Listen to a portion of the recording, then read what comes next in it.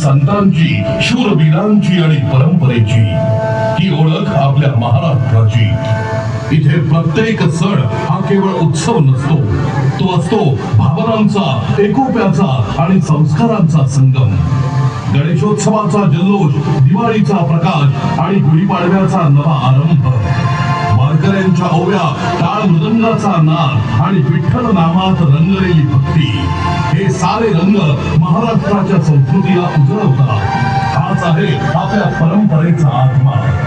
लावणीचा ठेका, पोवाड्यांची शौर्य गाथा आणि लोककलेतून उमटणारी जनभावना, हीच आहे आपल्या संस्कृतीची ओळख.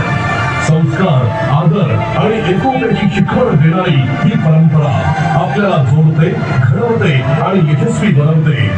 महाराष्ट्र फक्त एक राज्य नाही, तो आहे आपला अभिमान. आता आपण अनुभवणार आहोत एक अद्भुत प्रवास. आकाशात पसरणारे विविध रंग, प्रकाश यांच्या संगतीने महाराष्ट्राच्या संस्कृतीचा, परंपरेचा आणि अभिमानाचा इतिहास.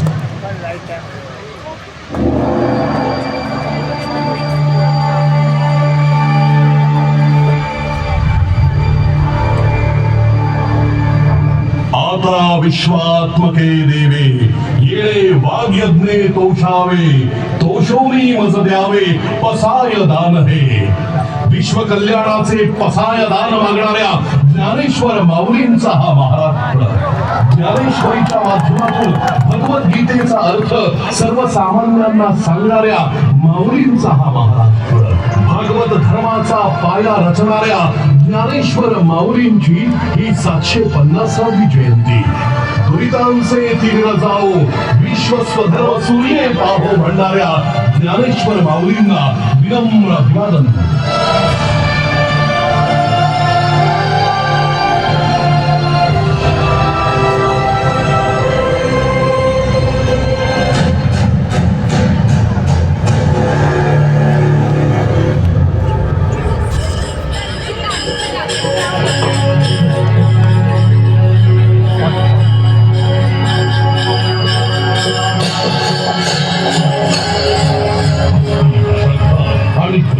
साक्षात अनुभव म्हणजे पंढरीची वारी.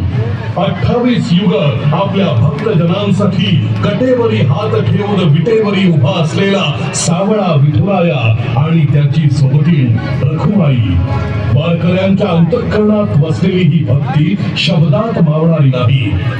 विठू नामाच्या जयघोषात मनाला मिळते शांती आणि आत्म्याला मिळते समाधान. पंढरीच्या वाळवंटी भक्त आणि भगवंताचं नातं अधिक घट्ट होतं. ही केवळ पूजा नाही, ही आहे निस्सीम श्रद्धेची अनुभूती.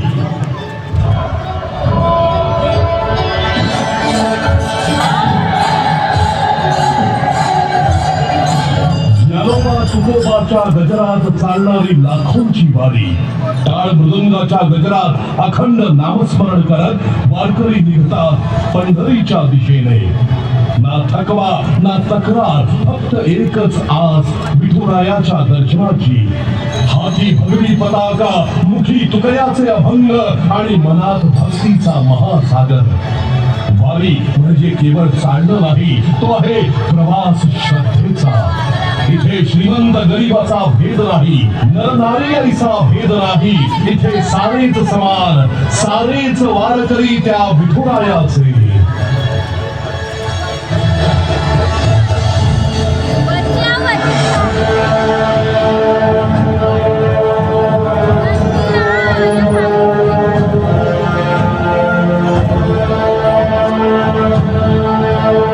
वारकऱ्यांच्या भक्तीचा उत्कट आविष्कार म्हणजे रिंगण सोहळा. हा क्षण फक्त पाहण्याचा नसतो, तो अनुभवण्याचा असतो. घोड्यांच्या दवडीत उडणारी माती आणि त्या मातीत मिसळलेली भक्ती. रिंगण म्हणजे श्रद्धा, समर्पण आणि परंपरेचं सजीव रूप. भेदाभेद अमंगळ वैष्णवांचा धर्म. इथे फक्त एकच ओळख, वारकरी, विठुरायाचे वारकरी. शतकानुशतके चालत आलेली ही परंपरा वैष्णवांची.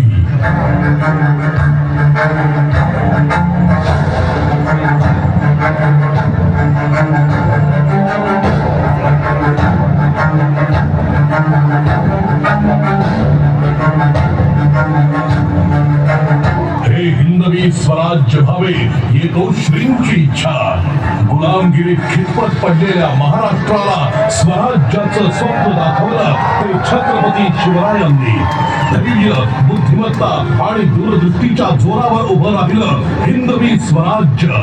शिवछत्रपतींच्या प्रत्येक लढाईत होता शौर्याचा तेजस्वी इतिहास. त्यांच्या प्रत्येक निर्णयात होता न्यायाचा ठसा, स्त्रियांचा सन्मान, धर्मनिरपेक्षता आणि प्रजेसाठीची बांधिलकी. गडकिल्ल्यांच्या भक्कम बांधणीपासून आरमार उभारण्यापर्यंत ज्यांनी घडवला एक सशक्त महाराष्ट्र ते नाव म्हणजे छत्रपती शिवाजी महाराज.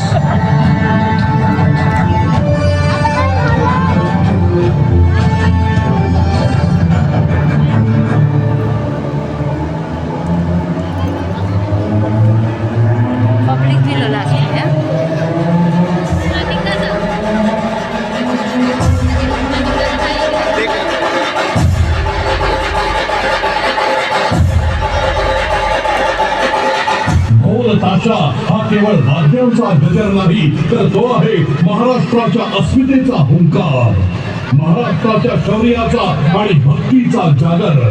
गणपती बाप्पाच्या विसर्जनात असो किंवा शिवजयंतीच्या मिरवणुकीत ढोल ताशाचा हा गजर थकलेल्या मनालाही पुन्हा उभं करण्याची ताकद ठेवतो.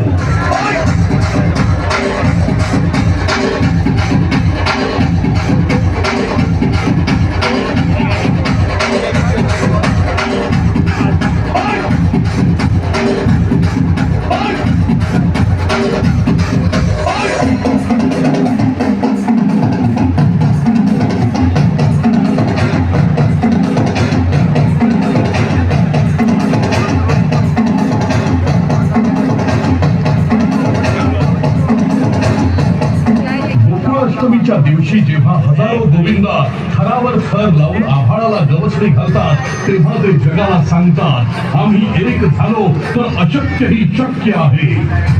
एकीचं बळ आणि जिद्दीचा कळस म्हणजे आमची दहीहंडी. श्रावणांच्या सरींसोबतच येतो हा गोकुळ अष्टमीचा लोकोत्सव. हा केवळ खेळाचा थरार नाही तर हे आहे महाराष्ट्राच्या ऐक्याचं दर्शन.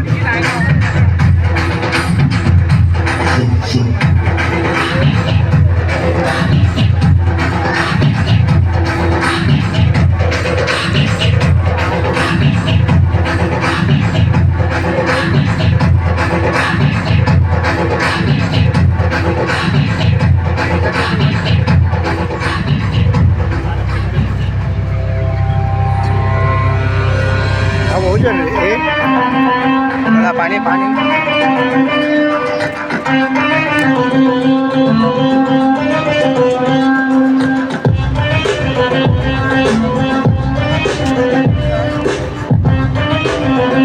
स्वप्नांची नगरी, कधी न थांबणारं शहर मुंबई. इथे प्रत्येक माणूस स्वप्न घेऊन येतो आणि मेहनतीनं ती पूर्ण करतो. उंच इमारती, गर्दीची लोकं आणि धावपळीचं जीवन, पण या सगळ्यात आहे एक वेगळीच ऊर्जा. दिवस असो वा रात्र मुंबई कधीच थांबत नाही. चित्रपटसृष्टीपासून शेअर बाजारापर्यंत ही आहे भारताची आर्थिक राजधानी आमची मुंबई. मुंबई फक्त शहर नाही, ही आहे एक जिद्द.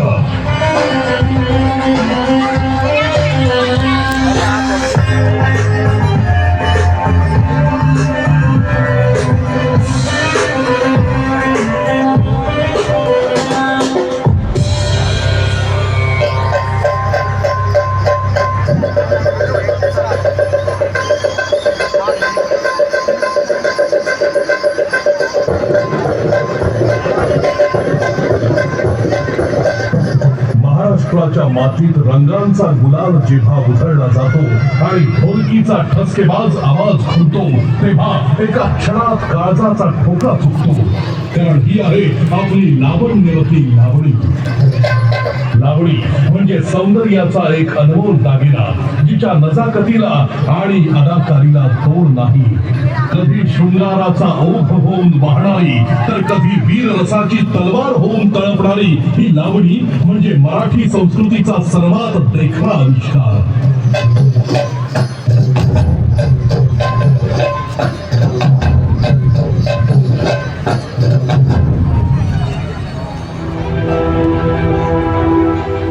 समाजाच्या उद्धारासाठी झटणारे, समाजातील वंचितांसाठी लढणारे रयतेचे राजे म्हणजे राजर्षी छत्रपती शाहू महाराज. राजसत्तेचा उपयोग त्यांनी स्वतःच्या वैभवासाठी नाही तर समाजातील दुर्बल घटकांच्या उन्नतीसाठी केला.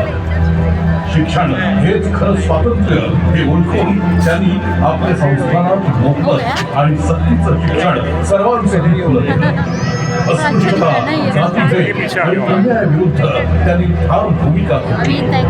भारतामध्ये आरक्षणाची संकल्पना सर्वप्रथम प्रत्यक्षात आणणारे ते अद्भुत ठरले.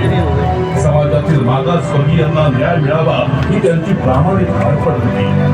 राजर्षी छत्रपती शाहूंचा प्रत्येक निर्णय हा समानतेसाठी, न्यायासाठी आणि मानवतेसाठी होता. आजही त्यांचं कार्य आपल्याला हेच शिकवतं, सत्ता ही सेवेसाठी असते. हीच आहे एका लोककल्याणकारी राजाची प्रेरणादायी गाथा, राजर्षी छत्रपती शाहू महाराज.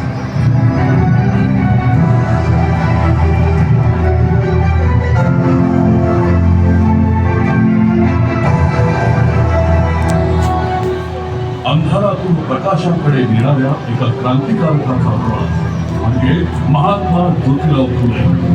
त्यांचं नाव घेताच डोळ्यांसमोर येते की शिक्षण, समानता आणि सत्यासाठीची लढाई. त्या काळात समाजात स्त्रियांना आणि खालच्या जातींना शिक्षणाचा अधिकार होता, पण ज्योतिबांनी हे अन्यायकारक वास्तव बदलण्याचा निर्धार केला. त्यांनी भारतातली पहिली मुलींची शाळा सुरू केली आणि स्त्री शिक्षणाची ज्योत प्रज्वलित केली. त्यांच्यासोबत सावित्रीबाई फुले यांनीही या लढ्यात मोलाचं योगदान दिलं. सत्यशोधक समाजाची स्थापना करून त्यांनी समाजातील अंधश्रद्धा, जातीभेद आणि अन्यायाविरुद्ध आवाज उठवला. त्यांचं कार्य केवळ सुधारणा नव्हतं तर एक सामाजिक क्रांती होती.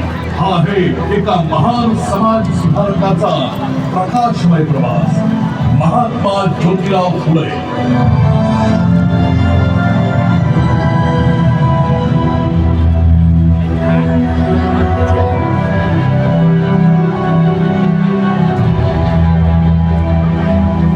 अन्यायाच्या अंधारातून न्यायाच्या प्रकाशाकडे वाटचाल करणारा एक महान योद्धा, भारतरत्न डॉक्टर बाबासाहेब आंबेडकर.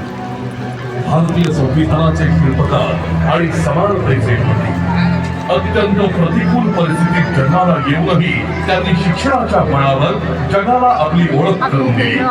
कोलंबिया विद्यापीठ आणि लंडन स्कूल ऑफ इकॉनॉमिक्स यासारख्या प्रतिष्ठित संस्थांमध्ये शिक्षण घेत त्यांनी न्यायाची शिखरं गाठली.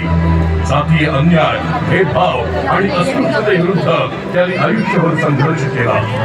भारतीय संविधानाची निर्मिती करून प्रत्येक नागरिकाला समान हक्क आणि स्वातंत्र्य, न्याय दिला. शिका, संघटित व्हा, संघर्ष करा हा त्यांचा संदेश आजही प्रेरणा देतो. हा आहे एका महान विचारवंताचा, समाज क्रांतिकारकाचा तेजस्वी प्रवास, भारतरत्न डॉक्टर बाबासाहेब आंबेडकर.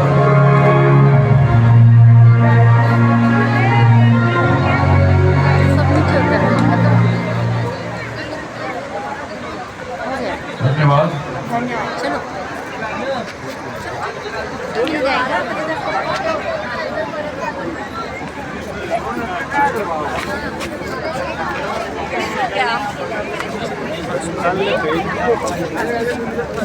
दोन शिवचा हा ऐतिहासिक सोहळा प्रत्येकाने अगदी आपल्या हृदयामध्ये इथे सामावून घेत आहे. एकदा जोरदार टाळ्यांची दाद या ऐतिहासिक क्षणाचे साक्षात करणाऱ्या आपल्या प्रत्येकासाठी. आणि यानंतर आपण दुसरा भाग या भव्य टोल शोचा 1 ते 1.5 तासानंतर पुन्हा बघणार आहोत. त्यामुळे कृपया कोणीही पाठवू नका. सांस्कृतिक कार्यक्रमाची सुरुवात पुन्हा एकदा सुरू होते. या कार्यक्रमाचा आनंद आणि आस्वाद आपण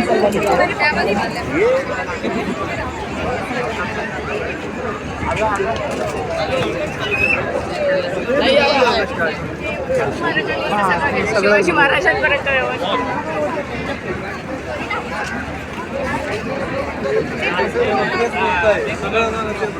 1.5 घंटे बाद